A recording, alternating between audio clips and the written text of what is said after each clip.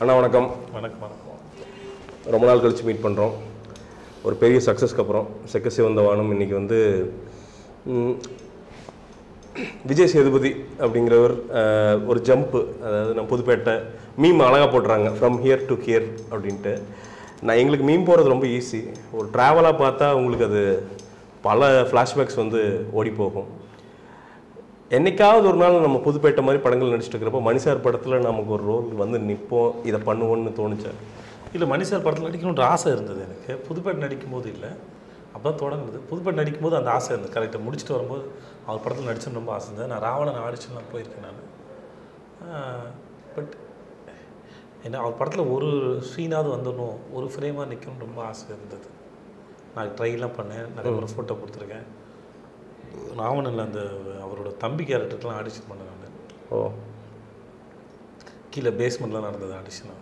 So டாப்பில் இருக்குது அவரோட ரூம், எங்கள் ஆடிஷன் டாப்பில் இருக்குது அவரோட ரூமு. அதுவே பெரிய சர்ப்ரைஸ்.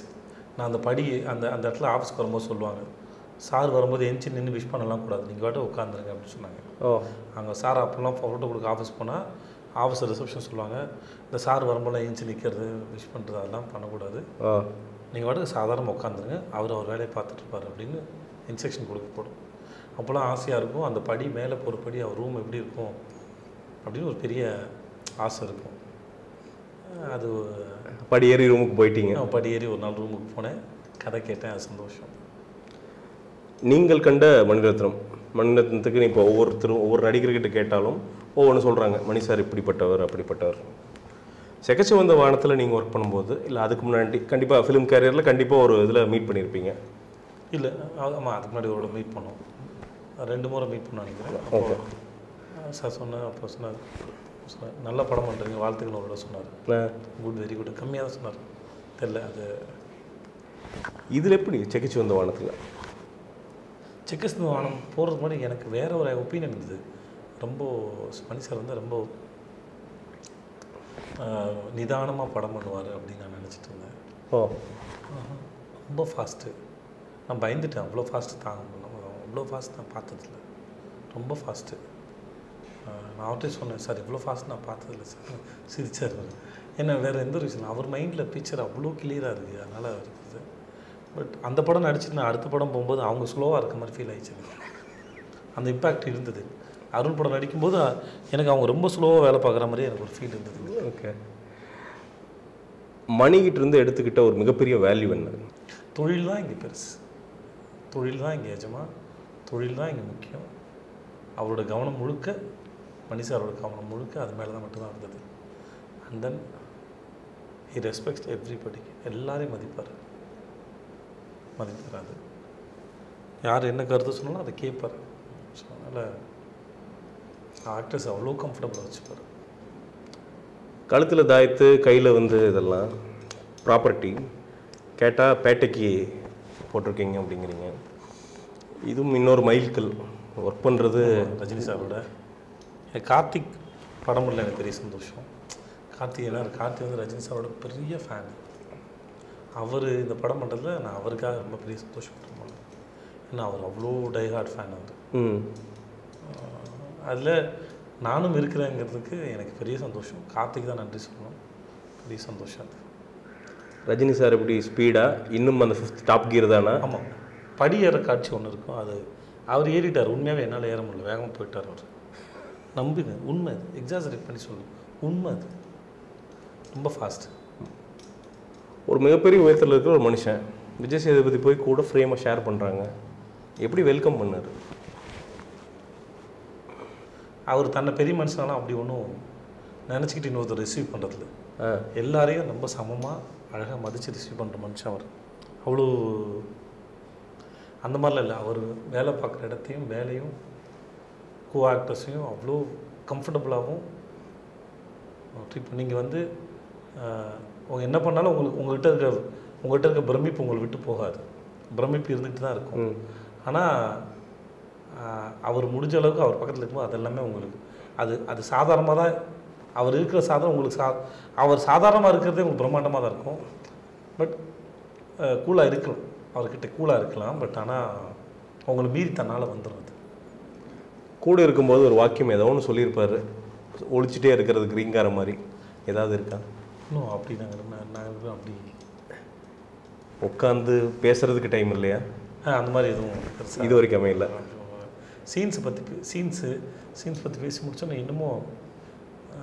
இன்னமும் அந்த ஆர்வம் இருக்கும். நல்லா இருந்துச்சா அப்படின்லாம் கேட்பாரு. அது பெரிய ஆச்சரியம். என்ன சார் இவர் கேட்கலாமா அப்படின்லாம் நமக்கு தோணும். அது எனக்கு அந்த மாதிரி கேட்குறது பயம். நம்ம அது மாதிரி இந்த சென்ஸ் நம்ம அந்த எப்படி சொல்கிறது, அவர் எங்கேயோ இருக்காருன்னு வச்சுக்கோங்க, இன்னமும் அவருக்கு அந்த அந்த தேர்ஸ்ட்டு, அந்த தாகம் இருக்குல்ல, அது அடங்கவே இல்லை. இல்லை குறையவே இல்லை. அது என்ன அடங்குது, குறையுது. அவருக்கு தெரிஞ்ச வரைக்கும் அவர் ஃபஸ்ட்டு படம் பண்ணது இந்த 40 வருஷத்துக்கு மேலே என்ன இருந்தாரோ அது கூட்டிகிட்டே வந்திருக்கு. அதனால் ரொம்ப பீக்கில் தான் இருக்கே ஒளி அது குறையாது. ஆமாம், அவர் தாக்கம் அந்த நடிப்பு மேலே அவருக்கு இருக்க காதலும் தாக்கமும் ஒவ்வொரு ஃப்ரேமுக்கு வேலை செய்கிறாருங்க. அது வந்து ரொம்ப ஆச்சரியமானது. கார்த்திக் வந்து நீங்கள்லாம் ஃபேமிலி. கார்த்திக் சுப்பராஜுக்கு ரஜினி சாருடைய ப்ராஜெக்ட் அக்செப்ட் பண்ணணுன்னே கண்டிப்பாக ஒரு கால் வந்திருக்கும். என்ன ரியாக்ஷன் விட்டு இருந்துச்சு? இல்லை, கார்த்திக் ஒரு 2 வருஷம் முன்னாடியே சொல்லிட்டு இருந்தார், ரஜினி சாருக்கு ஒரு கதை ஒன்று பேச்சு பண்ணியிருக்கேன். இறுதி பண்ணும்போது சொன்னார். ஓகே சொன்னார்னா உங்களுக்கு ஒரு செம கேரக்டர் இருக்குது அப்படின்னு சொல்லிட்டு இருந்தார். ஓகே தலைவா அப்படின்னு சொன்னார். அப்புறம் ஒரு நாள் இந்த மாதிரி ரஜினி சார் படத்தில் விஜய் சேது வில்லன் அப்படின்னு ஒரு நியூஸ் பரவுது.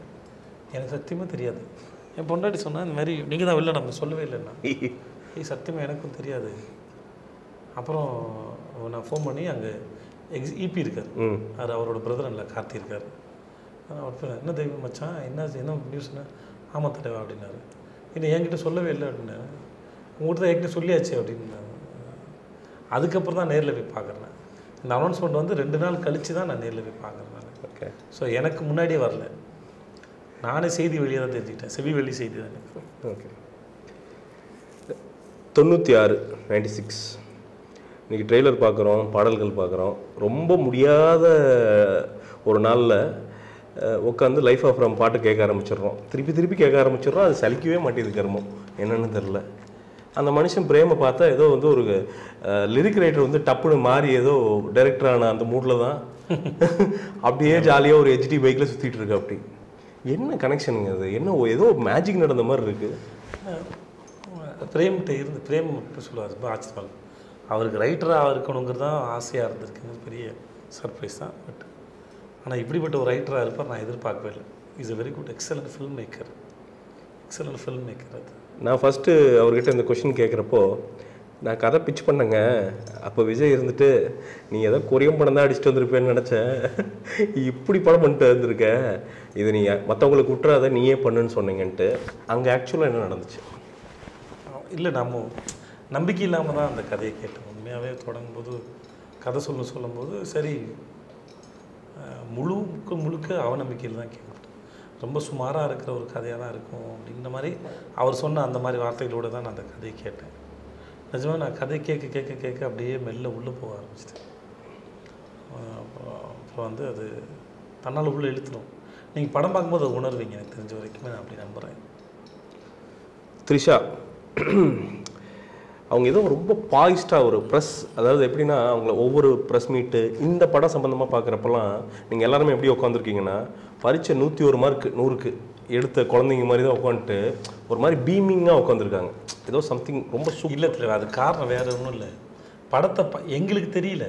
ஓகே, நம்ம படம் பண்ணிட்டு நம்மளாம் அப்படி உட்கார முடியாது. அது எவ்வளோ பெரிய படம் பண்ணாலும் உட்கார முடியாது. ஓகே, அது ரொம்ப கிளியராக தெரியும். இப்போ படத்தை வெளியே இருந்து பார்ப்பாங்க. வெளியே சில பேர் பார்த்துட்டாங்க, அவங்க சொல்கிறதுனால தான் கான்ஃபிடென்ட் கொடுது. நீங்கள் என்ன பண்ணாலுமே படத்தில் ஒர்க் பண்ணவங்களுக்கு அந்த படத்து மேலே இருக்க ஜட்ஜ்மெண்ட் குறைவாக தான் இருக்கும். ஓகே, ஏன்னா அது நிறைய முறை அந்த கதையை கேட்டு டைரக்டர்ஸ் பார்த்து இப்படி இருக்கும். ஒரு ஜட்ஜ்மெண்ட் வரலாம். ஓரளவு நல்ல படம் எடுத்துக்கணும், ஓரளவு வரும்.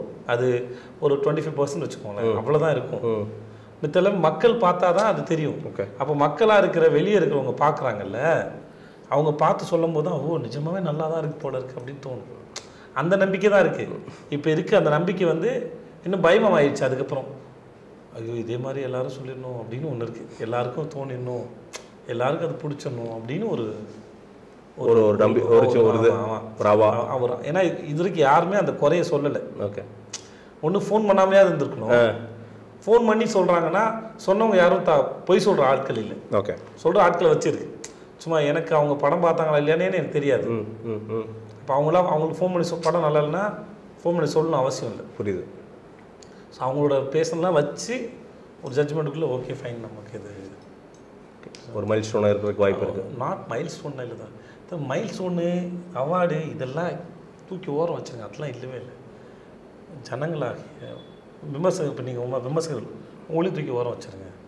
பொதுஜனம் பார்த்துட்டு அவங்களுக்கு என்ன சொல்கிறாங்க அது அதுதான் உண்மையான, அது உண்மை இல்லை. அல்டிமேட் எங்களோட திருப்தி அங்கே இருக்குது. அது ஒரு திருப்தி அவங்களுக்கு கனெக்ட் பண்ணிச்சு. இந்த படம் இந்த வேலையை செய்யும் அப்படின்னு நான் இப்போ நான் சாம்பார் வைக்கிறேன் அப்படின்னா சாம்பாருக்கு இந்த சுவை இருக்குது அப்படின்னா அந்த சுவையை நான் நம்பி உங்களுக்கு பரிமாறும்போது நீங்களும் அந்த சுவையை உணர்ந்துட்டீங்கன்னா எனக்கு அது போதும். அவ்வளோதான். த்ரிஷா எப்பேற்பட்ட ஒரு நடிகை? அது நான் சொல்லணுமா இல்லை? இத்தனை வருஷமாக இருக்காங்க. உங்களோட எக்ஸ்பீரியன்ஸில் இல்லை, நான் அதுவே சொல்லும். அவங்க ஒருத்தங்க இத்தனை வருஷமாக இருக்கிறாங்க அப்படின்னா அது அவங்க அவ்வளோ நாளாக மக்கள் மனசில் இடம் பிடிச்சிருக்காங்க மொத்தம். நீங்கள் இங்கே என்ன பண்ணாலுமே மக்கள் மனசில் நீங்களாக போய் அடம் பிடிச்சிலாம் உட்கார முடியாது. நீங்கள் அவ்வளோ பெரிய அழகாக இருந்தாலும் நீங்கள் நம்பினீங்கன்னா அவ்வளோ பெரிய திறமைசாலியாக இருந்தாலும் மக்களுக்கு அவங்களுக்கு பிடிக்கணும். மக்களுக்கு அவங்க பிடிச்சிருக்குன்னா அவங்க அதுக்கான வேலையை செய்கிறாங்க. அவங்களுக்கு அதுக்கு ஒரு எஃபர்ட் போடுறாங்க. ஆஸ் அன் ஆக்டராக ஒரு எஃபர்ட் போடுறாங்க. அந்த எஃபோர்ட்டும் அந்த சின்சியாரிட்டின்னு தான் தெரிச்சாங்க. அதை நான் நேரில் பார்த்தேன். ஓகே, இது இப்படின்னா இவ்வளோ நாள் எப்படி இருக்காங்க அப்படின்னு ஒரு கேள்வி வரும்போது அதை அவங்க கூட ஒர்க் பண்ணும்போது நீங்கள் அதை நேரில் பார்க்கலாம், உணரலாம். உங்களை காம்ப்ளிமெண்ட் பண்ணாங்களா படம் நடிக்கும்போது? நான் ஒரு மாதிரி நான் பேசுகிறதும் சர்க்காசமாக இருக்கும், அவங்க எனக்கு திரும்பி கவுண்ட் கொடுக்குறதும் சர்க்காசமாக இருக்கும். ஒரு மாதிரி நக்கல் துணியிலே தான் இருக்கும். ஓகே, ரெண்டு பேரும் மாதிரி சும்மா அப்படி தான் இருக்கும். ஒரு மாதிரி அவங்க இப்போ நான் பேசுகிறது வந்து சர்க்காசமாக இருக்கனால அவங்க டைரக்டரை கேட்டு தான் புரிஞ்சு இவர் என்னை கலாய்க்கிறாரா உண்மையை சொல்கிறாரா அப்படின்னு. இப்போ வரைக்கும் அவங்களுக்கு என்ன பேசினாலும் அவங்களுக்கு அந்த சந்தேகம் வந்துட்டே இருக்கும். திருப்பி ரிப்ளையும் அதே மாதிரி தான் இருக்கும். அவங்களோட ரிப்ளை அப்படி தான் வரும். ஓகே, இல்லை நான் அவங்க பேச நம்ப மாட்டேன்றவாங்க. ஆரஞ்சு மிட்டாய், ஜுங்கா, மேற்கு தொடர்ச்சி மலை தயாரிப்பாளராக கற்றுக்கிட்ட பெரிய பாடம் என்ன? 3 படத்தில் நஷ்டத்தை தான் சம்பாரித்தேன். பிஸ்னஸில் அது இயல்புன்னு எனக்கு தெரியும். அவ்வளோதான். அது பெரிய விஷயம் ஒன்றும் இல்லை. அது ஒரு பிரச்சனையும் இல்லை. என் படங்களை கேட்டிங்கன்னா என் படமாக எனக்கு எந்த படத்துலையுமே குறையெல்லாம் இல்லை. என் படமாக எனக்கு முழு திருப்தியாக இருந்த படம் தான் மக்களுக்கு கொண்டாடுறது வரைக்கும் நான் பார்த்துருக்கேன். எனக்கு அதனால் அதில் பிரச்சனை இல்லை. வேறு சில காரணங்கள் இருக்குது, அதெல்லாம் வெளியே வந்து சொல்கிறதுல எனக்கு உடன்பாடு இல்லை. இயல்பு இது. அது வந்து பொதுவாக வந்து நீங்கள் ஒரு தொழில் செய்யும்போது உங்களுக்கு எல்லாருமே உங்களுக்கு வந்து ஒரு நேர்மையாக நடந்துப்பாங்களான்னு கேட்டிங்கன்னா அது கஷ்டம்தான் உங்களுக்கு. அப்போ நான் அதை எப்படி பார்க்குறேன்னா நான் எனக்கு உண்டான வியாபார திறமையை இன்னும் கொஞ்சம் வளர்த்துக்கணும்னு நினைக்கிறேன். அவ்வளோதான் அதோட பாடம். மேற்கு தொடர்ச்சி மலை ப்ரெஸ் மீட்டு ரொம்ப நெகிழ்ந்து பேசிய ஒரு விஜய் சேதுபதியை பார்த்தோம்.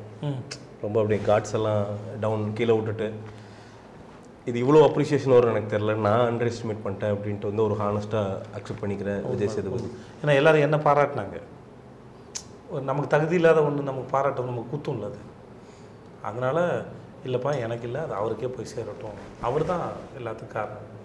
என் நம்பிக்கை நான் லெனின் மேலே வச்சது மட்டும்தான். ஸோ அதுதான் என்னோடது. மற்றபடி அது எனக்கு சொந்தமானது இல்லை. இன்றைக்கி மேற்கு தொடர்ச்சி மலையாகட்டும், இப்போ வந்திருக்கிற பரியேறும் பெருமாளாகட்டும், ஊடகங்கள் கொண்டாடுது. ஊடகங்களை விட்டுருங்க, நீங்கள் சொல்கிற மக்கள் பார்த்த மக்கள் தூக்கி கொண்டாடுறாங்க. பார்க்க திரை கிடையாது, இல்லை பார்க்க ஸ்க்ரீன்ஸ் இல்லை. ஸ்க்ரீன்ஸ் இல்லாமல் எல்லா பக்கமும் வந்து கத்திக்கிட்டு இருக்காங்க. அந்த டீம் வந்து எங்களுக்கு இன்னும் கொஞ்சம் ஸ்க்ரீன் தாங்க, இன்னும் கொஞ்சம் ஸ்க்ரீன் தாங்க. இது எப்படி பார்க்குறீங்க? அதுதான் வியாபாரம். அது ஒன்றுமே பண்ண முடியாது. நானுமே எனக்கு அது நல்ல பழக்கம். என்னடா எல்லோரும் செம்ம படம்னு சொல்கிறாங்க, இந்த டேட்டில் வரீங்களே அப்படி தான் சொல்லிட்டேன்.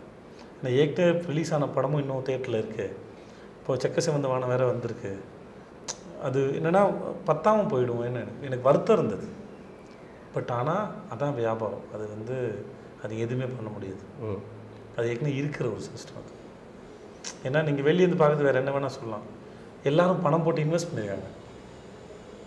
எல்லாருமே நீங்கள் ஏற்கனவே வந்த படங்களும் சரி, எந்த படமாக இருந்தாலும் சரி இன்வெஸ்ட் பண்ணியிருக்காங்க. ஸோ அதுக்கு அந்த சமயத்தில் அது தேவைப்படுது. ஓகே, டேட்டு நம்ம கையில் தான் இருக்குது. இப்போ எனக்கு தெரியல, நான் 4ஆம் தேதி 96 வருது எனக்கு. அக்டோபர் நான் ஒரு ப்ரொடியூசர் என் ப்ரொடியூசரை கேட்டே இருக்கேன், தேட்டர் கிடைக்குமான்னு கேட்டே தான் இருக்கேன். நான் செக்கசம் வந்து ஸ்ட்ராங்காக போகுது, எனக்கு பரியர் பெருமாள் நல்லா இருக்குது, தேட்டர் கிடைக்குமா தான் கேட்டுட்ருக்கேன். பட் இதையெல்லாம் தாண்டி இன்னும் நிறையா இருக்குது. இப்போது இந்த சில ஃபாரின் கண்ட்ரீஸில் வந்து என் படம் வந்திருக்கும், இன்னொரு வேறு ஏதாவது படம் வந்திருக்கும், பார்த்தா என் படம் வரலன்னு சொல்லி வருத்தப்படவங்க நிறைய பேர் இருப்பாங்க, தெரியும் அவங்களுக்கு. ஆனாலுமே அங்கே என்னென்னா அங்கே இருக்கிற அந்த வியாபாரியோ டிஸ்ட்ரிபியூட்டரோ அவர் அங்கே எதை நம்புகிறாரோ அதுதான். ஏன்னா அது அவருடைய தவறும் இல்லை. இதுக்கு முன்னாடி எந்த மாதிரியான படங்களுக்கு ஜனங்க கூட்டம் வந்தாங்களோ அதுதான் ஒரு பிஸ்னஸ் மேனோட வேலை என்னென்னா அவருக்கு மக்களுக்கு பிடிக்காத படத்தை கொடுக்குறது அவரோட எண்ணம் இல்லை. இந்த படம் தான் ஜனங்கள் ரொம்ப நாள் இதை தான் இந்த படம் தான் ஜனங்க ரொம்ப நாள் பார்த்துனாங்க, அதனால் அந்த படத்தை நம்பி இன்வெஸ்ட் பண்ணுறேன்னு சொல்கிறாங்க. வேறு எதுவுமே இல்லைங்க. அதுதான் அந்த கணக்கு. இது யாருமே நல்ல படம் எடுக்கணும்னா ஒரு இயக்குனர் எடுக்கிறாரு, ஒரு ஓடுற படத்துலேயே நல்ல படம் நடிக்கணும்னா ஒரு நடிகர் நினைக்கிறாரு, ஒரு நல்ல படமாக வியாபாரமாக கூடிய படமாக இருக்குன்னா ஒரு தயாரிப்பு நம்புறாரு, தன் போட்ட காசை எடுக்கணும்னு நினச்சி தான் ஒரு டிஸ்ட்ரிபியூட்டர் பண்ணுறாரு. இது எல்லாருமே என்னென்னா அவங்கவுங்க வழியில் அவங்களுக்கு தெரிஞ்ச அறிவோட இது சரின்னு நினச்சி ஒன்று அப்ரோச் பண்ணுறாங்க. புரியுது. நம்ம ஜனங்களை வந்து போஸ்டர் பார்த்து இந்த படம் நல்லாயிருக்கும், இந்த படம் ஜாலியாக இருக்கும் அப்படின்னு நினச்சி போகிறாங்க. இல்லை 5 ஹீரோ இருக்காங்க, இது மணி சார் படம், இப்படி இதுக்கு ஒரு வேல்யூ கொடுக்குறாங்க, அதுக்கு ஒரு வேல்யூ கொடுக்குறாங்க. ஸோ அவங்க தான் எல்லாத்துக்கும் ஒன்றுத்துக்கு ஒரு முடிவு எடுக்கிறாங்க. ஓகே. ஸோ இப்போ இது எல்லோரும் இப்போ நீங்கள் இதில் யாருன்னு சொல்லுவீங்க? சொல்ல முடியாது. ஒரு வியாபாரி ஏன் ஒரு படத்தை நம்புறாருன்னா அந்த மாதிரி படங்களும் அவர் ஏற்கனவே நல்ல வியாபாரம் பண்ணியிருக்காரு. அவர் அப்போ ஏற்கனவே நல்ல வியாபாரம் பண்ணிக்கலாம். அப்போ எப்படி நடந்தது அப்படின்னா அதை வந்து மக்கள் பார்த்துருக்காங்கனால நல்ல வியாபாரம் இல்லையா? கண்டிப்பாக. ஸோ அப்போ அங்கேயும் தான் இருக்குது, அங்கேருந்து தொடங்குது. அது இதுக்கு எனக்கு வரவேற்பு இருந்தது, மக்கள் இதுக்கெல்லாம் வரவேற்பு தராங்கன்னு சொல்லிட்டு என்ன அவனை எங்கேயும் திருவாசம் அடிக்கும். இந்த பாட்டு ஹிட் ஆயிடுச்சு, அப்போ இந்த மாதிரி ஒரு பாட்டு வைங்க, இந்த ஃபைட்டு ஹிட் ஆயிடுச்சு, இந்த மாதிரி ஒரு ஃபைட் வைங்க, இந்த போர்ஷன் ஹிட் ஆயிடுச்சு, இல்லை இந்த மாதிரி வாங்க அப்படின்னு எங்களுக்கு இப்போ எல்லாத்துக்கும் வரும். ஜெகசந்த வானத்துக்கு சண்டை தேவையில்லை, ஆனால் சண்டை வைக்க சொல்கிறாங்க. அது எதனால்? ஏன்னா நீங்கள் ஹிந்தி சேட்டலைட் விற்றீங்கன்னா இத்தனை ஃபைட் இருந்தால் அதுக்கு இவ்வளோ காசு இருக்குன்னு இருக்குது. ஓ, அதுக்கு ஒரு காசு இருக்குது, அது அது ஒரு பிஸ்னஸ் அந்த பக்கம், அது ஒரு ஃபார்முலா. ஆமாம், அது ஒரு ஃபார்முலா. நீங்கள் 5 ஃபைட் இருக்குது 6 ஃபைட் இருக்குன்னா அதுக்கு உங்களுக்கு காசு கொடுனா அதை எதிர்பார்ப்பாங்க. நீங்கள் இந்த ஆக்டர்ஸ்லாம் இருந்தாங்கன்னா நீங்கள் தெலுங்கு ரிலீஸ் பண்ணோன்னா அதுக்கு தெலுங்கு ஆக்டர் தூக்கி உள்ள வைங்க, தெலுங்கு கொஞ்சம் கம்ஃபர்டபுளாக இருக்கும் அப்படின்னா. நீங்கள் மர கேரளா ரிலீஸ் பண்ணுறீங்க, ஒரு கேரளா, இது எல்லாமே பிஸ்னஸ் ஃபார்முலா தான். அது இந்த மாதிரி சீன் நல்லா இருக்குது அப்படின்னா அந்த மாதிரி சீனை உள்ளே வைக்கலாம். எப்படி உங்களுக்கு ஒரு படம் ஹிட்டான படம் எல்லா லாங்குவேஜ்லையும் வந்து ரீமேக் ஆகுதோ அந்த மாதிரி தான் அது. Okay okay. ஸோ இதெல்லாம் ஹிட்டு ஃபார்மாக நம்பப்படுது. இது ஸோ இதில் நீங்கள் யாரும் குறை சொல்லுவீங்க? யாரையும் சொல்ல முடியாது. நம்ம வந்து நம்புகிறோம். இது வந்து நான் சொன்னோடனே சொன்னேன், நான் என்னோடய அட்மின் பார்க்குறவர்கிட்ட சொன்னேன், பரியரும் பெருமாளை பற்றி நான் அத்தனை ரீட்வீட் பண்ணேன், ஃபேஸ்புக்கில் எல்லாத்துலேயும் ஷேர் பண்ணேன், முடிஞ்ச அளவுக்கு அந்த படத்துக்கு என்னால் என்ன பப்ளிசிட்டி முடியுமோ அதெல்லாம் பண்ணுங்கன்னு சொல்லியிருக்கேன். இது நான் 27th 26th சொல்லிட்டேன், நான் அப்பயே சொல்லிட்டேன். நான் ஏன்னா நல்ல படம் அது எனக்கு தெரியும்.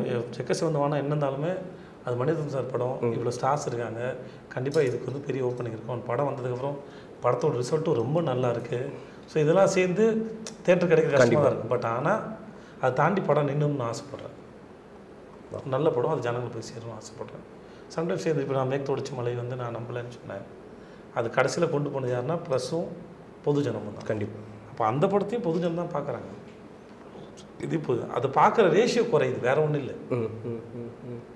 நீங்கள் என்ன தான் ஓடினாலுமே அது ஒரு ரேஷியோ குறையும். வியாபாரமாக கேட்டு பாருங்க, ரேஷியோ கம்மி. கண்டிப்பாக கண்டிப்பாக. அது ஒரு அப்புறம் பார்த்துக்கலாம், டிவியில் போடும்போது பார்த்துப்பாங்க.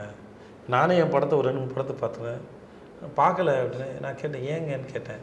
இல்லை அது நல்ல படம் தெரிஞ்சுது, சரி டிவியில் போடும்போது பார்த்துலான்னு விட்டேன் நான் அப்படின்னா. எனக்கு ரொம்ப ஆச்சரியமான பதிலாக இருந்தது.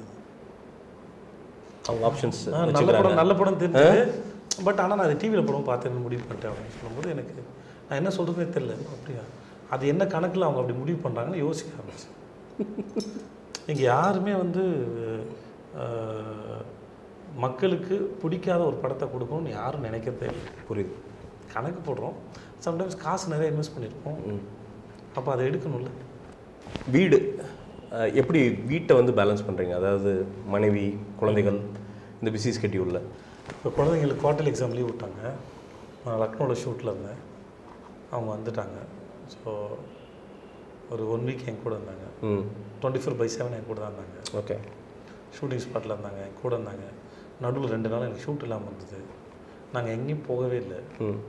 மோஸ்ட்லி எதாவது வேலை இல்லைன்னா எங்கேயும் போக மாட்டோம். நாங்களே ரூம்லேயே தான் இருந்தோம் நாங்கள். ஓ ஆமாம். எங்களுக்கு ஆமாம் 4 பேர். ஆமாம், அது மாதிரி ஸ்வீட்டாக இருக்கும். அதில் வந்து குழந்தைங்களோட ஸ்விம்மிங் பூல் போயிட்டு அப்படியே மெல்ல சாப்பிட்டுட்டு மெல்ல எழுந்திரிச்சு அது ஒரு மாதிரி அது நல்லா இருந்தது. அந்த அந்த இருக்கிற 2 நாளை வந்து மடமடன் வெளியே போய் சுற்றிட்டு வர்றதுக்கு ஒரு மாதிரி எரிச்சலாக இருந்தது. அது மோர் டயரிங்காக மாற்றுறது ஒரு மாதிரி எரிச்சலாக இருந்தது. அதுக்கு ஒரே இடத்துல குடும்பத்துக்கு கொண்டு இருக்கிறது நம்ம அது ஸோ நைஸ். ஒரு ஃபாதர் எனக்கு சுற்றி பார்த்தா பயமாக இருக்குது. குழந்தைங்க, ஆண் குழந்தையாகட்டும் பெண் குழந்தையாகட்டும், அவங்களோட சேஃப்டி, அவங்களுக்கு ப்ரொடெக்ஷனு டப்புன்னு சம்மந்தமே இல்லாமல் சொல்கிறாங்க. 60 வயது வாட்ச்மேன் வந்து கற்பழித்தார் ஒரு பெண்ணைங்கிறாங்க. 16 பேர் சேர்ந்து ஒரு பெண்ணை கற்பழித்தாங்கிறாங்க. ஆண்கள், சிறு வயது ஆண்களுக்கும் இது வந்து நேருது, வெளியில் சொல்கிறது இல்லை. ஒரு அப்பாவா தகப்பனா எவ்வளோ கன்சர்ன்டாக இருக்கிறீங்க? சொசைட்டி தான் நமக்கு கண்ணுக்கு தெரியாத நிறைய மிருகங்கள் நிறைஞ்சு தான் இருக்கும். அது எவ்வளோ தூரம் நாசுக்காக சொல்ல முடியுமோ அவ்வளோ தூரம் நாசுக்காக சொல்லி மனைவிக்கு நிறையா சொல்லி கொடுப்பேன், சொல்லுவேன். மேக்ஸிமம் இதெல்லாம் தெரியாத நபர் பக்கத்தில் கூப்பிட்டு குழந்தைய மேலே சாய்ச்சிக்கிட்டு பேசினா கூட அலோவ் பண்ணதை பக்கத்தில் இழுத்துரு அப்படின்னு சொல்லுவேன். நான் சின்ன வயசில் இருக்கும்போது அந்த பிரச்சனை இருந்ததில்லை. இப்போ அப்படி ஆயிடுச்சு. அது ஏன்னு தெரியல. சில தவறுகள்லாம், சில குற்றங்கள்லாம் அது எப்படி தான் நடக்குதுன்னே தெரிய மாட்டேங்குது. எந்த மாதிரியான மைண்ட் செட்டில் நடக்குதுன்னே தெரிய மாட்டேங்குது. அதனால் வந்து முடிஞ்ச அளவுக்கு சொல்கிறோம். கொஞ்சம் குழந்தைங்க சைடில் வந்து கொஞ்சம் ஓரளவு அவேர்னஸ் க்ரியேட் பண்ண ட்ரை பண்ணுவோம். இதெல்லாம் இருக்கலாம், இப்படிலாம் இருக்கலாம்னு சொல்லுவாங்க. ஆனால் எந்த சுச்சுவேஷன்லையும் யாரையும் அது சொல்லலை, யாரையும் அவ்வளோ சீக்கிரம் நம்ப வேணாம்னு சொல்லி கொடுக்குற நிலைமைக்கு வந்துச்சு. மனுஷங்களை நம்பக்கூடாதுங்கிற அளவுக்கு வந்துருச்சு. புதுசாக யாருக்கு ஸ்ட்ரேஞ்சர்ஸ் யாரையும் நம்பக்கூடாதுன்னு சொல்கிற அளவுக்கு ஆயிடுச்சு. அது இருக்கிற எல்லா இடத்துலையுமே சொல்ல வேண்டிய அவசியம் ஆகிடுச்சு. ஸோ நிறையா இருக்குது. வீட்டில் தனியாக டிவி பார்க்கக்கூடாதுன்னு சொல்லியிருக்கோம். ஏன்னா டிவியில் என்ன வருதுன்னு தெரிய மாட்டேங்குது. சாதாரணமாக பார்த்துட்ருக்கோம், காமெடியிலே அவ்வளோ டபுள் மீனிங் இருக்குது. அப்புறம் அது சார்ந்து அவங்க யோசிப்பாங்கன்னு ஒரு கணக்கு இருக்குது. அதனால் டிவி பார்க்கும்போதும் சரி கூட இருக்க வேண்டிய அவசியம் இருக்குது. ஜஸ்ட் லைக் தட் பார்க்க முடியல, அப்படி தான் இருக்குது. அதனால் முடிஞ்ச அளவுக்கு சில ப்ரோக்ராம்ஸ் பார்க்க முடியல. சில இடம் பார்த்தோன்னே அவங்க பேசாமல் வந்தாங்கன்னா டவுட் வந்துடும். அதனால் நானே வந்து அதை பற்றின கான்வர்சேஷன் ஸ்டார்ட் பண்ணி அதுக்கு வேறு எக்ஸ்ப்ளனேஷன் கொடுப்பேன் நான். ஓகே. நானே அவங்களா ஒரு முடிவு எடுத்துருக்காங்க, அவங்களா ஒன்று புரிஞ்சுப்பாங்கன்னு எனக்கு தெரியும். அப்போ நானே அந்த கான்வர்சேஷன் ஸ்டார்ட் பண்ணுவேன். நானே ஸ்டார்ட் பண்ணி நானே அதுக்கு இன்ட்ராக்ட் பண்ணி வேறு வடிவம் கொடுப்பேன். அதுக்கு முயற்சி அந்த மாதிரி 25 படம் ஆயிடுச்சு. திரும்பி பார்க்குறக்குள்ளே 25 படம் ஆயிடுச்சு. எவ்வளவோ புதுசான கேரக்டர்ஸ் நடித்தாச்சு. விஜய் சேதுபதியை மாற்றி இப்போ எதில் வந்தாலும் சரி லைட்டாக ஷேவ் பண்ணிங்கனாலும் வேறு மாதிரி தெரியுறீங்க. என்னென்னு தெரில அந்த ஃப்ரேமுக்கு. நீ அடுத்த 25 ஏதாவது பயங்கர அந்த ஸ்கெட்செல்லாம் இருக்கா? அந்த மாதிரி ஒன்றுமே இல்லை. ஒவ்வொரு நாளை போல் தொடங்குங்க, நல்லாயிருக்கும். எந்த எதிர்பார்ப்புலாம் ஒரு நாளை தொடங்குங்க. என்ன நடந்தாலுமே ரிசீவ் பண்ணுங்கள், பெட்டர். எனர்ஜி க்ரியேட் பண்ணுறது மட்டும் தான் உங்கள் வேலை. க்ரியேட் பண்ணப்பட்ட எனர்ஜி அது வேலையை செஞ்சு உங்களுக்கு எடுத்து வந்து கையில் கொடுக்கும், அது நடக்கும். ஓகே, பட் எனர்ஜி க்ரியேட் பண்ணுறது உங்கள் வேலை. உங்களுக்கு அப்படி நடக்கலைன்னா அதை நம்மக்கிட்ட தான் அது பிரச்சனை இருக்குதுன்னு அர்த்தம்னு நான் நினைக்கிறேன். ஓகே. இப்போ உங்கள் ஃபேன்ஸ் நிறைய பேர்த்து பார்க்குறேன், நிறைய பேர்கிட்ட தெளிவு இருக்குது. பட் அதே சில பேர் நம்ம பால் ஊற்றுறதையும் பார்க்குறோம். மேலே போய் போஸ்ட்டில் ஏறி பால் ஊற்றுறது. இன்னொன்று பார்த்தேன், செக்கசிவந்த வானத்தில் ஒரு பையன் வந்து கிரேனை வச்சு இப்படி கயிறை கட்டி கிரேனில் தூக்கி பால் ஊற்றுனாங்க. நான் அது தப்பு ரைட் எனக்கு சொல்ல தெரியல. ஆனால் ஒரு தெளிவில்லாமே இருக்குதுன்னு நினைக்கிறீங்களா? ஆமாம், இது வந்து ரொம்ப வருத்தப்பட வைக்குது. இது நீங்கள் நினைக்கிறீங்க நடிகர்களுக்காக ஒரு பக்கம் நினைக்கிறீங்க. நான் என்னோடய இதில் நான் முடிஞ்ச அளவுக்கு தவிர்க்கிறேன், சொல்கிறேன். அப்படி யாராவது பண்ணாங்கன்னா அவங்கள என்னை சந்திக்க அலோவ் பண்ண மாட்டேன்னு சொல்லிடுங்கன்னு சொல்லி வைக்கிறேன். ஓகே. ஒரு அந்த மாதிரி அடிப்பட்ட பசங்க எல்லார்ட்டையும் நான் ஒன்று தான் சொல்கிறேன். அடிப்பட்ட நாள் கழிச்சு யாராவது உங்களுக்கு அடிப்பட்டது கூட எனக்கு தெரியாதுடா, எனக்கு ஏன்டா இதை பண்ணுறீங்கன்னு தான் கேள்வி. ரெண்டாவது எல்லாத்தையும் முன்னாடி முக்கியமாக சொல்லுவேன். இப்போ என் குழந்தை பைக்கில் போனால் அடிபட்டுட்டான், என் குழந்தை அவன் நண்பனுக்காக ஏதோ போனால் அடிபட்டுட்டான்னு சொல்கிறது வேறடா. என் குழந்தை சினிமாக்காரனுக்கு பால் ஊற்ற போய் அடிபட்டான்னு சொன்னால் அது வந்து அவங்க அப்பா அம்மா என்னன்னு சொல்கிற வெளியே சொல்லுவாங்க. தயவு செஞ்சு அதை செய்யாதீங்க அப்படின்னு நான் முடிஞ்ச அளவுக்கு அதை தவிர்க்க பார்க்குறேன், சொல்கிறேன், திட்டுறேன். அப்புறம் இவங்க ஒரு வாட்ஸ்அப் குரூப்பில் வச்சுருப்பாங்க, வந்து நான் கன்ஃபார்மாக சொல்கிறேன், இது வந்து கூடாதுன்னு சொல்லுங்கள். அப்புறம் எனக்கு பொன்னாடை போத்தாதீங்க அது போல் டவல் கொடுங்கன்னு சொல்லுவேன். அது யாருக்கா கொடுத்து உதவும், டவல் பயன்படும். பொன்னாடை வச்சு நான் என்ன பண்ண போகிறேன் அப்படின்னு சொல்லுவேன். முடிஞ்ச அளவுக்கு வேறு இந்த மாதிரி சில விஷயங்கள் சொல்லுவோம். முடிஞ்ச அளவுக்கு சிந்தித்து செயல்படுங்க அப்படின்னு சொல்கிறேன். யார் மூலமாக காயப்படுத்தினாலும் இதுக்குன்னு ரொம்பக்கு சண்டை போடாதீங்க, அது ஃப்ரீயாக விட்டுருங்க அப்படின்னு சொல்லுவேன். ஏன்னா அது இப்போ என்ன, அது ஒரு மாதிரி கெத்தான விஷயமாக மாறிடுச்சு. அது உங்களுடைய ஐடென்டிட்டியாக மாறி. ட்ரூ. நான் இவரோட ஃபேன், நான் இந்த எக்ஸோட ஃபேன், இந்த ஒய்யோட ஃபேன் அப்படின்னு ஒரு சொல்லிக்கிறது வந்து ஒரு அடையாளம் ஆயிடுச்சு. அப்போ அவன் என்ன பண்ணனா, அவன் வந்து அவனோட அடையாளத்தை வந்து காப்பாற்றிக்க வந்து எந்த எக்ஸ்ட்ரீம் வேணால் போகிறாங்க. இன்றைக்கி ப்ரெஸ் மீட்டில் ஜாலியாக ஒரு நக்கலாக ஒரு விஷயம் சொன்னீங்க. பப்ளிக்கில் ஒன்று சொல்லிவிட்டு என் அட்மின் தான் சொன்னாருன்ட்டு. எனக்கு விஜய் சேதுபதிட்ட ரொம்ப பிடிச்ச ஒரு விஷயம் என்னென்னா, ஒரு பப்ளிக்கில் பொதுஜனத்துக்கு இல்லை அரசியல் சூழலில் ஒரு ரொம்ப தப்பாக ஒன்று நடக்கும்போது அதை வந்து ஒரு லைட்டான ஒரு விமர்சனம் பண்ண தயங்கினதில்லை நீங்கள். ஓகே, எப்போவுமே கேட்டாங்கன்னா தைரியமாக சொல்லுவேன். ஓட்டு போடுறேன் இல்லைங்க. நீங்கள் ஃபஸ்ட்டு எனக்கு தெரிஞ்ச ஒரு நடிகர், இளைஞர்களுக்கு வந்து அரசியல் புரிதல் வேணும், அரசியல் இருக்கணும் அப்படின்ட்டு வந்து தைரியமாக சொன்ன நடிகர்களில் ஒரு சிலரில் நீங்களும் ஒருத்தர். இன்றைக்கி இருக்கிற அரசியல் சூழல், சமூக சூழல் உங்களை ஒரு தனி மனிதனாக ரொம்ப செக்யூராக ஃபீல் பண்ணுறீங்களா, இல்லை எப்படி ஃபீல் பண்ணுறீங்க? செக்யூராக ஃபீல் பண்ணல, போயிடுச்சு. பயம்தான் இருக்குது. என் குழந்தைகளோட எதிர்காலம் இல்லை அடுத்த ஜென்ரேஷனோட எதிர்காலம் என்னவாக இருக்குன்னு தெரியல. எல்லோரும் தனித்தனியாக கூட்டமாக பிரிக்கிற முயற்சி பண்ணுறாங்க. நான் இந்த ஜாதி, நான் இந்த ஜாதி, நான் இந்த மதம், நீ இந்த மதம், நீ இந்த மொழி, நான் அந்த மொழி அப்படின்னு தனித்தனியாக, நீ சவுத்து, நான் நார்த்து அப்படின்னு எக்கச்சக்கமான விஷயம் நடக்குது. முடிஞ்ச அளவுக்கு எவ்வளோ சீக்கிரம் பிரிக்கிறாங்க. பயந்தவங்க தன்னால் அப்படி பிரிய வேணான்னு ஒத்துமையாக இருக்கவங்க கூட பயத்தை ஏற்படுத்துகிறாங்க.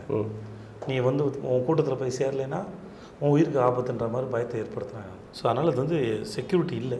அது வந்து என்ன கேட்டிங்கன்னா, இது வந்து வருங்கால ஜென்ரேஷன்ஸ் தான் புரிஞ்சுக்கணும். ஏன்னா இன்றைக்கி பேசுகிறவன் இன்றைக்கி வந்து ஜாதி மதத்தையும் தலையில் தூக்கி வச்சு ஆடுற எல்லாருமே சரி, அத்தனை பேருமே சீக்கிரம் போயிடுவாங்க. ஆனால் அடுத்த தலைமுறைக்குள்ள இதோட பாதிப்பு எங்கே இருக்குன்னா, எப்படி குண்டு போட்டு பல வருஷம் ஆகியுமே இருக்குதுந்ததோ அதுதான் அதோட விளைவு தான். அது இவங்க உருவாக்கி வச்சுட்டு போயிடுவாங்க. ஏன்னா அவன் 500 வருஷமும் வாழ போகிறான், அவ்வளோ உருவாக்கி வச்சு போயிடுவாங்க. ஆனால் அடுத்த தலைமுறை இருக்குல்ல, அது இருக்குது. ஸோ அந்த அக்கறை, பயம் எங்கள் ஜென்ரேஷனாக இருக்கணும். ஏன்னா அவனோட குழந்தைங்க அடுத்து வரும்போது அது எப்படி இருக்கணும்னு ஒரு கணக்கு இருக்குது. அது அவங்க தான் உஷாராகணும். அவங்களால தான் முடியும். அடுத்த இளைஞர்களால் மட்டும்தான் அது முடியும். அடுத்த பெண்களால் தான் முடியும். வீட்டில் இருக்க பெண்களால் தான் முடியும். அவங்க முதல்ல உடைக்கணும், இது இல்லைன்னு சொல்லி உடைக்கணும். பெண் நினச்சா என்ன வேணால் பண்ணலாம், அது நான் முழுசு நம்புகிறேன். பெண்கள் ஏதோ வீட்டில் இருக்கிற மாதிரி தெரியும், இல்லை நம்ம சமைச்சு போட்டு நம்ம துணி துவைச்சி பார்த்துக்கிற மாதிரி தெரியும். They are more powerful. அவங்களுக்கு ஒரு நாள் புரிஞ்சிச்சு அப்படின்னா இது எதுவுமே இருக்க உடஞ்சிரும். ஓகே, சடங்கு சம்பிரதாயத்தை எத்தனை வீட்டில் ஆன் பண்ணி பார்த்துருக்கேன். பெண்கள்லாம் கொண்டு தெரியாது, அந்த பாரம்பரியமாக காப்பாற்றி கொண்டு போகிறது பெண்கள் தான். அவங்களுக்கு என்னோடய அடுத்த தலைமுறை இது பாதிக்கும் தெரிஞ்சுன்னா அவங்க எல்லாருமே இது வந்து வெளியே இதை அவங்க நினச்சாங்கன்னா அடுத்த செகண்ட் உடஞ்சிடும். அடுத்த தலைமுறைக்கிட்டே இருக்குது. ஆனால் அடுத்த தலைமுறைக்கு ரொம்ப முக்கியம் அது. எதிர்கால சந்ததியினர் ஒழுங்காக ஸ்கூலுக்கு பத்திரமா போயிட்டு வருவாங்களான்ற பயம். இப்போ நீங்கள் எப்படி ஒரு பயத்தை ஏற்படுத்துகிறீங்களோ அதோட பெரிய பயத்தை உருவாக்கிறோம். ஸ்கூலுக்கு பத்திரமா போயிட்டு வருவாங்களான்னு பயத்தை. சமூக அமைதி குறைஞ்சிருமோன்னு பயம் இருக்குது எனக்கு. கேட்டிங்கன்னா என்கிட்ட பதிலெலாம் இல்லை. ஆனால் இது எங்கள் ஜென்ரேஷன் புரிஞ்சிக்கும் போது தான் இது வந்து மாறும். புரியும். இன்னமும் வந்து நம்ம ஜல்லிக்கட்டு போராட்டமோ ஏதோ ஒன்று திரும்பி சொல்லிகிட்டே இருக்க முடியாது. அது முடிஞ்சிருச்சு. இது வந்து கூட்டம் கூடி பேசுகிறது இல்லை, புரிஞ்சுக்கிட்டா போதும். நம்ம வயசில் தெரியாத ஒன்று கல்யாணம் ஆனோன்னு தெரியும் நம்மளோட பொறுப்பு என்னன்னு. காதலியாக இருக்கும்போது கூட தெரியாது. கணவன் மனைவியாக குடும்ப வாழ்க்கையில் ஈடுபடும் போது தெரியும் அதோட பொறுப்பு என்னென்னு. குழந்தைங்க பெற்றும் போது தெரியும் இந்த உலகம் எப்படி இருக்குன்னு அக்கறையும் குடும்பத்து மேலே. ஒரு குடும்பம் ஓட கட்டமைப்பு எவ்வளோ முக்கியம்னு தெரியும். ஒரு குடும்பத்தோட கட்டமைப்பை ஸ்ட்ராங்காக மாற்றுறது யாருன்னா குழந்தைங்க. அவங்க வந்ததுக்கப்புறம் அது தனி குடும்பம். அண்ணன் தம்பி அக்கா தங்கச்சூர் பிறந்திருப்போம். இது எல்லாம் குழந்தை பிறந்ததுக்கப்புறம் குழந்தை தனி யூனிட். எங்கள் அப்பா அம்மானு ஒன்று தனியாக ஒன்று பண்ணோம். அப்போ ஒன்று மாறும். அது அவங்க தான் உலகம் ஆகிடும். அவங்களுக்காக என்ன வேணால் செய்யலான்னு தோணும். அதான் அந்த மனித வாழ்க்கையோட முக்கியமான பங்கு. அதுக்கு பிரச்சனை ஆகிற சம்பவமாக ஆகிடக்கூடாது. இது வந்து நான் எந்த ஒரு குறிப்பிட்ட மதத்தையும் ஒரு மதத்தை மட்டும் சொல்லலை. நான் எல்லாத்தையும் கூட்டி எல்லாருக்கும் தான் சொல்கிறேன். ஏன்னா எல்லோரும் பண்ணுறாங்க. அப்புறம் முக்கியமாக ஜாதி இன்னமும் அதிகப்படுத்திக்கிட்டே போகிறாங்க. அது அது ஏதோ ஒரு பாதுகாப்பு கேடை மாதிரி ஒரு பாவலாவை க்ரியேட் பண்ணுறாங்க. இந்த கூட்டத்துக்குள்ள வந்துட்டேன்னா நீ பாதுகாப்பாக இருப்பேன். கண்டிப்பாக இல்லை, அதுதான் பேராபத்து. அது ஏற்கனவே இருக்கிறவங்களுக்கு ரொம்ப நாள் பழகி போயிருக்கும். இப்போ உங்களுக்கு ஒரு பழக்கம் இருக்குன்னா ரொம்ப நாள் பழகி இருக்கும். அது வந்து உங்களை விட்டு போகாது. புரியுது. அப்போது ஹேபிட்டாக கொண்டு வந்துடுறேன். புதுசாக வரவங்க தான் நீங்கள் என்னவா இருக்கீங்களோ அப்படியே இருந்துட்டு போங்க. ஆனால் அதை வச்சுட்டு இன்னொருத்தரை அஃபெக்ட் பண்ண அதுதான் ஒரு இதுவாக இருக்குது. ஏன்னா அது எனக்கு தெரிஞ்ச வரைக்கும் அது எப்படி மனுஷங்கிட்ட போகணும்னு எனக்கு தெரியல. ஏன்னா நான் அதை பற்றி பேசவும் நான் விரும்பலை. அது என்ன முடிஞ்ச வரைக்கும் நான் அதுலேருந்து வெளியே இருக்கேன். இன்னொருத்தர் போய் என்னால் சொல்ல முடியாது. புரியுது. ஏன்னா அது அவங்களுக்கு எந்த மாதிரியான உணர்வுன்னு எனக்கு தெரியாது. ஆனால் அதுக்கு நீங்கள் அந்த கூட்டம் சேர்க்கறதுக்கு ஒத்துழைச்சிங்கன்னா அது உங்கள் வீட்டில் இருக்கிற உங்கள் குழந்தைங்களுக்கு நீங்கள் பண்ணுற துரோகம்னு நான் நம்புகிறேன். ஒத்துழைப்புங்கிறது நீங்கள் பண்ணுறது நீங்களே உங்கள் சொந்த வீட்டில் கொண்டு வைக்கிற மாதிரி. இறுதியாக என்ன படம் ஒரு பக்கம் வரப்போகுது 96. ஆடியன்ஸ் என்ன எதிர்பார்க்கலாம்? படத்தை பற்றி மட்டும் சொல்லிடுங்க. 96 இதில் காதலுமாய் காதலாகிய படம் தான் இது. இந்த பேர் உங்களுக்கு ரொம்ப புதுசாக இருக்கும். த்ரிஷா, விஜய் சேதுபதி. இதை தாண்டி எங்களோட யங்கர் ஜென்ரேஷனாக இருக்கிற பேர் வந்து 2 பேர் நடிச்சிருக்காங்க. ஆமாம், அதுவும் ரொம்ப க்யூட்டாக இருக்கும். எல்லாருக்கும் அவங்க நட்பு, அவங்களோட அந்த திரும்பி அந்த வயசுக்கு போயிட மாட்டோமான ஒரு ஏக்கத்தில் இருக்கும். அட்லீஸ்ட் யாரெல்லாம் அவங்க ஸ்கூல் யூனிஃபார்ம் பத்திரமா வச்சுருக்காங்களோ அவங்க இந்த படம் பார்த்து முடிச்சுட்டு ஒரு முறையாவது அந்த ஸ்கூல் யூனிஃபார்ம் எடுத்து மோந்து பார்க்கணும், இல்லை தொடணும், அந்த தடவணுமாவது தோணும். இல்லை இப்போ தான் ஸ்கூல் படிச்சுட்டு இருக்காங்கன்னா கண்டிப்பாக அவங்க ஸ்கூல் யூனிஃபார்ம் எடுத்து பத்திரமா வைப்பாங்க. அது ஒரு ஞாபகம் இருக்குது. இது என்னோட ஒன்றும் இல்லை. இப்போ நீங்கள் இருக்கீங்க திடீர்னு நீங்கள் சின்ன வயசில் நீங்கள் 3 வயசில் ஓட்டின சைக்கிள் எடுத்து உங்கள் அப்பா கொடுத்தாருன்னா உங்களுக்கு உடனே ஒரு மெமரி அவ்வளோதான் உள்ளே போய்டும். ஒரு மெமரி உள்ளே போய்டும். அது என்றைக்கு பார்த்தாலுமே சரி. ஒரு 5வது படிக்கும்போது உங்கள் ஃப்ரெண்டு ஏதாவது கொடுத்ததுக்கான் அது இன்னும் இருக்குது அப்படின்னா அது அப்படியே பார்க்கும்போது உள்ளே போகும். அந்த மாதிரி தான் அந்த மெமரி ஸ்கூல் டேஸில் நீங்கள் சேகரித்த மெமரிஸை திரும்பி பார்க்க சொல்லும். அப்படி சேகரிக்கலை, அவங்களாம் குழந்தைங்களாக இருக்காங்கன்னா அவங்களுக்கு அந்த குழந்தைங்கள சேகரிக்க வைக்கும். மிஸ் பண்ணவங்க நினச்சாது பார்ப்பாங்க. அவங்க எனக்கு என் ஃப்ரெண்டு இப்படி ஒன்று கொடுத்தாங்கல்ல, சரி எனக்கு நான் அப்போ என் கேர்ள் ஃப்ரெண்ட் எனக்கு இது ஒன்று கொடுத்துச்சில்ல, என்கிட்ட அவளுக்காக நான் இது ஒன்று பண்ணலை, நான் இந்த திருட்டு வேலையை பண்ணலை, இப்படி ஏதாவது ஒன்று வந்து யோசிக்க வைக்கும். அந்த பால்ய கால காதலுக்குள்ளே போய் திளைக்க வைக்கும். அவங்க அப்படியே ஒரு மாதிரி மூச்சு முட்டை வைக்கும். ஒரு மாதிரி அது உங்களுக்கு சுகமாக இருக்கும் அப்படின்னு நான் நினைக்கிறேன். ஒரு மேபி படம் பார்த்து முடிஞ்சு கொஞ்ச நேரமாவது ஒரு அதுக்குள்ளே போகிற சுகத்தை அனுபவிக்கணும்னு ஆசைப்பட்டு தனிமை விரும்புகிற ஆளாக கூட இருக்கலாம். இந்த மாதிரியான நிறையா அனுபவத்துக்குள்ளே அது போகும் நான் நினைக்கிறேன். அன்றைக்கி சாதாரணமாக தெரிஞ்ச ஒரு பொருள் காலம் கடந்து பார்க்கும்போது அது பொக்கிஷமாக தெரியலாம். உங்களுக்கு அன்றைக்கி சைக்கிள் சொல்லும்போது புரியுது ஏதோ ஒன்று உங்கள் ஜஸ்ட்டு பாஸ்போர்ட் சைஸ் ஃபோட்டோவே எனக்கு அப்படி தானே தெரியுது. அந்த ஃபோட்டோ பார்க்கும்போது ஒரு அன்றைக்கி எப்படி எடுத்தோன்னு ஒன்று தோணும். கண்டிப்பாக அதுதான் அதோட சாராம்சம். இதெல்லாம் இருக்கும்.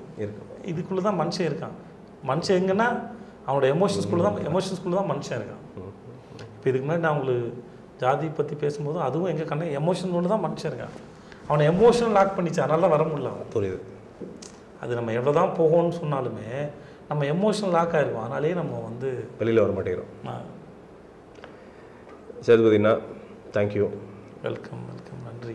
என்ன அப்படியே ஜாலியாக படம் நடுவில் கொஞ்சம் பக்கத்துக்கான நானும் சதீஷெல்லாம் சேர்ந்துக்கிட்டு ஒரு ப்ரமோஷன் பண்ணோம். உங்கள் ஃபஸ்ட்டு படம் நாங்கள் வந்து ட்ரெய்லர்லாம் போட்டு என்னோட ரிவ்யூ அப்போவே வந்து போட்டு புஷ் பண்ணோம். அப்படியே பார்க்குறப்போ எனக்கு வந்து ரியல் லைஃப்பில் படம் பார்க்குற ஒரு ஃபீலிங் எப்போ பார்த்தாலும் உங்களை பார்த்தா மட்டும் வரும். ஒரு மனுஷனாக எப்போவுமே நிற்கிறீங்க, படம் அதெல்லாம் விடுங்க, மனுஷனாக அதே தான் இருக்கிறீங்க. ஒரு 8 வருஷமாக நான் பார்க்குற விஜய் சேதுபதி இதே மாதிரி இருங்க, ஜாலியாக பேசுறதுக்கு ஒரு ஆளாக. நன்றி நன்றி, ஹாப்பியாக. Thank you sir. Thank you so much. வாங்க.